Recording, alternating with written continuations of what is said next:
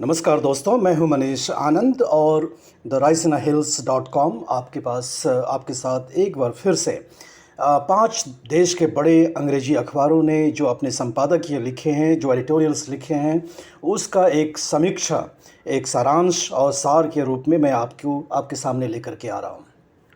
दोस्तों, G7 का summit Bavaria Germany में ख़त्म हो गया है और जिस तरह से यूक्रेन के प्रेसिडेंट व्लादिमीर ज़ेलेंस्की ने अपने एक वीडियो स्पीच में G7 समिट में जो बात करी है वो बहुत ही चिंता का विषय है। और कहीं ना कहीं G7 का समिट और उसके बाद शुरू होने वाले नाटो समिट में ये मुद्दा बड़ा हावी रहेगा। और देश के 3 बड़े अखबारों ने, अगर हम ले तो इंडियन एक्सप्रेस, इकोनॉमिक टाइम्स और टाइम्स ऑफ इंडिया, तीनों ने ही G7 समिट के रशियन और यूक्रेन जो युद्ध चल रहा है उसके संदर्भ में इनकी स्ट्रैटेजी क्या रहेंगी, डेवलप्ड कंट्रीज़ की क्या कोशिशें रहेंगी, इनकी कवायद क्या रहेगी, उस पर इन्होंने समीक्षा करा है। दोस्तों, इंडियन एक्सप्रेस ने माना है कि जो अमेरिका के द्वारा और अमेरिका के साथ साथ जितने भी पश्चिमी देश ने सैंक्शंस लगाए हैं रशिया के ऊपर, चाहे ऑयल और गैस पर हो, चाहे बैंकिंग नेटवर्क पे हो, वो कोई ख़ास कारगर नहीं साबित हो पा रहा, क्योंकि सैंक्शन लगाने के बाद क्रूड ऑयल का दाम बढ़ गया और कहीं ना कहीं उसका फ़ायदा रशिया को ही हो रहा है। और जिस तरह से ज़ेलेंस्की ने कहा है अपने वीडियो स्पीच में G7 समिट में कि आने वाले विंटर में, ठंड के मौसम में युद्ध और अपनी तीव्र गति पकड़ सकता है, ये बहुत ही बड़ी चिंता की विषय है, क्योंकि इसका सीधा सीधा मतलब होता है कि रशिया और यूक्रेन युद्ध और भी लंबा चलेगा। आप जानते हैं कि रशिया और यूक्रेन युद्ध की वजह से ना ही तेलों का दाम बढ़ा है, बल्कि पूरे विश्व में मुद्रास्फीति यानी इन्फ्लेशन यानी महंगाई भी काफ़ी बड़ी है, जिसके वजह से अमेरिका में रिसेशन, मंदी का दौर आने का भी खतरा आ चुका है। तो कहीं ना कहीं लंबे अवधि तक चलने वाले रशिया यूक्रेन युद्ध की वजह से यूरोप और अमेरिका में चिंता बढ़ती ही जा रही है और उसका एक प्रतिबिंब हमने G7 समिट में देखा। और यही लगभग कमोबेश इंडियन एक्सप्रेस का सार है कि जो अमेरिका का जो सैंक्शन है वो काम नहीं कर रहा।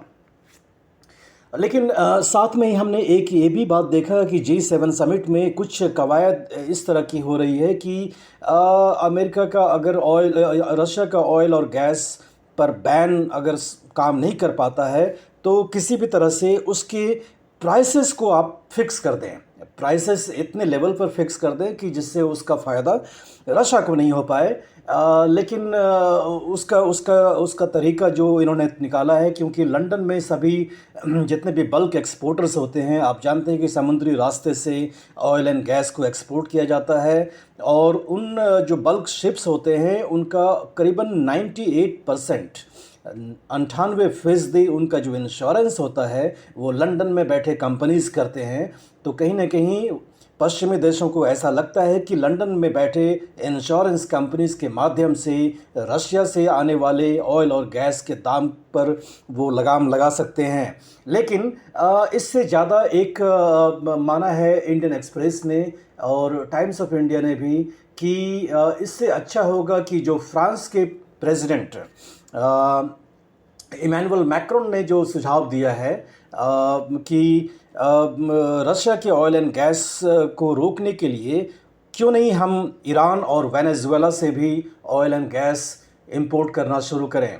लेकिन इसमें दिक्कत दोस्तों ये है कि अमेरिका का संबंध वेनेजुएला और ईरान दोनों से ही बहुत ही ख़राब कई दशकों से चल रहा है और ये कारण इसका अमेरिकन जियोपॉलिटिक्स भी है। ईरान, हम जानते हैं कि इस्लामिक कंट्रीज़ में ईरान ही एक ऐसा कंट्री है जहां Islamic state of Iraq and Syria की कोई पैठ नहीं है। इसके बावजूद अमेरिका का संबंध ईरान से न्यूक्लियर इशू की वजह से अब तक ठीक नहीं हो पा रहा है और कहीं ना कहीं वो फ्रांस के सुझाव को लागू करने में आड़े आ सकता है।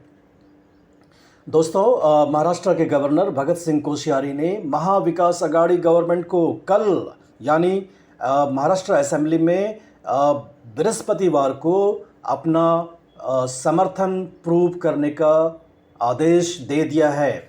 और द हिंदू ने अपने संपादकीय में लिखा है कि जिस तरह से सरकारें बदल रही हैं, जिस तरह से एमएलएज पार्टियां छोड़ करके भाग रही हैं, उस वजह से कहीं ना कहीं जो एंटी डिफेक्शन लॉ है उसके ऊपर एक प्रश्न चिन्ह लगता हुआ दिख रहा है। निश्चित रूप से द हिंदू का कहना बिल्कुल सही है, क्योंकि महाराष्ट्र ही नहीं, कर्नाटका में, मध्य प्रदेश में और अरुणाचल प्रदेश में भी पहले इस तरह की हरकतें हो चुकी हैं, जिसमें कि सत्ताधारी पार्टी से एमएलएज भाग करके या तो बीजेपी में गए, अमूमन बीजेपी में ही गए और सत्ता परिवर्तन हुआ।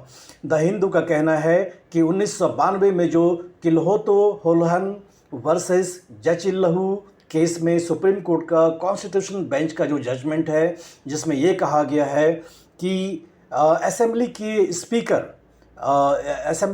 स्पीकर के सामने, मतलब असेंबली के फ्लोर पर ही आप अपनी शक्ति प्रदर्शन कर सकते हैं।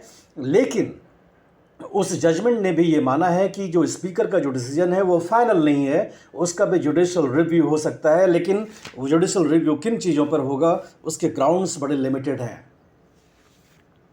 दोस्तों, बांग्लादेश ने एक बहुत ही काबिल तारीफ का काम किया है। वहाँ पर करीबन 6.15 किलोमीटर लंबी पद्मा ब्रिज का उद्घाटन पिछले हफ्ते हुआ।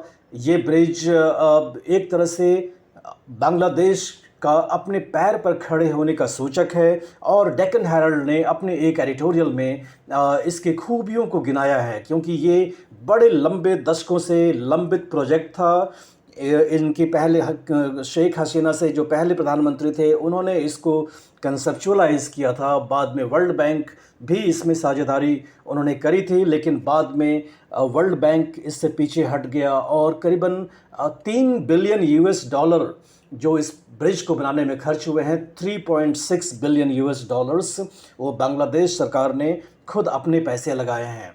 दोस्तों, बांग्लादेश की जो अर्थव्यवस्था है वो बहुत ही काबिल तारीफ़ है, क्योंकि 15 साल में इन्होंने अपने देश के इकनॉमी को आप कह सकते हैं कि फंडामेंटल चेंज दिया है। डेक्कन हेराल्ड कहता है कि 15 साल पहले जो पर कैपिटा इनकम बांग्लादेश में थी वो भारत से आधी थी, लेकिन अब वो भारत से आगे बढ़ चुकी है। ये निश्चित रूप से बहुत ही तारीफ़ योग्य है। साथ में ही पिछले 20 साल में आप जानकर हैरान होंगे, डेक्कन हेराल्ड कहता है कि बांग्लादेश का जो एक्सपोर्ट है वो 20 गुना बढ़ा है। जी हाँ, बिल्कुल, क्योंकि आप जानते हैं कि बांग्लादेश वर्ल्ड का एक टेक्सटाइल हब के रूप में बनता जा रहा है। लेकिन साथ में दोस्तों ये भी मानना पड़ेगा कि बांग्लादेश में जो टेक्सटाइल की जो कंपनियां हैं, जो फैक्ट्रियां हैं, वहाँ पर किस तरह के लेबर लॉज फॉलो किए जाते हैं।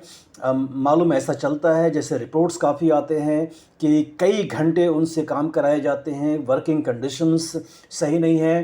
तो निश्चित रूप से बांग्लादेश को कहीं ना कहीं इन चीज़ों पर भी काम करना पड़ेगा, क्योंकि आने वाले समय में डेवलप्ड कंट्रीज़ शायद इन मापकों को भी लागू करें और उसके वजह से बांग्लादेश पर संकट आ भी सकता है।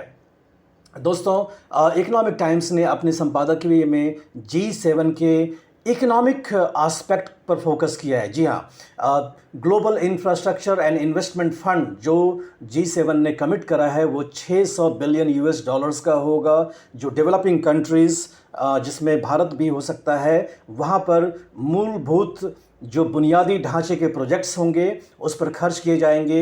ये निश्चित रूप से चाइना का जो बेल्ट एंड रोड इनिशिएटिव है, BRI इनिशिएटिव है, उसके मुकाबले ये एक इनिशिएटिव है जिसकी वजह से डेवलपिंग कंट्रीज़, जो कि विश्व में करीब 40 से अधिक देश चाइना के कर्ज के जाल में डूब चुके हैं, उनसे शायद उनको राहत मिले। दोस्तों, आज हमारे एडिटोरियल एनालिसिस 5 का दम, 5 बड़े अखबारों की संपादकीय पर समीक्षा, बस इतना ही। कल मैं आपके साथ दोबारा वापस आऊँगा, दोबारा एक और संपादकीय समीक्षा। एक तरह से हम कह सकते हैं कि अखबारों की दुनिया में उनके क्या ओपिनियन है उस पर हमारा एक वॉच। अगर आपको ये वीडियो अच्छा लगा तो इसे लाइक करें और अपने दोस्तों में शेयर करें और हमारे चैनल को आप सब्सक्राइब भी करें। धन्यवाद। Thank you so much.